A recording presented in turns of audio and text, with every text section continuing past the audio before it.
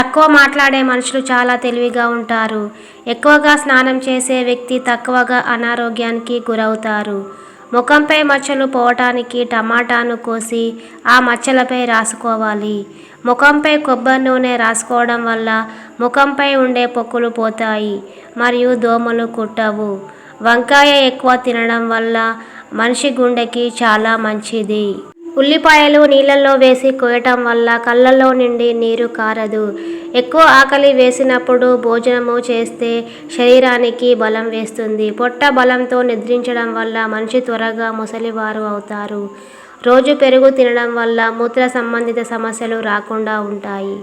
నిమ్మకాయ, పుదీనా రసం కలుపుకొని తాగితే మలబద్ధకం రాకుండా ఉంటుంది. చెప్పులు లేకుండా నడవడము ఆరోగ్యానికి చాలా మంచిది. రోజు ఆరోగ్యంగా ఉండడానికి ఆపిల్ పండును తినాలి. అలాగే బ్లడ్ ప్రెషరు నియంత్రించడానికి రోజు ఒక అరటిపండు చొప్పున తినాలి. మా వీడియో కనుక మీకు నచ్చినట్లయితే మా ఛానల్ని సబ్స్క్రైబ్ చేసి పక్కనే ఉన్న బెల్ గంటను కొట్టండి. మీ పల్లెటూరి కవిత పక్క.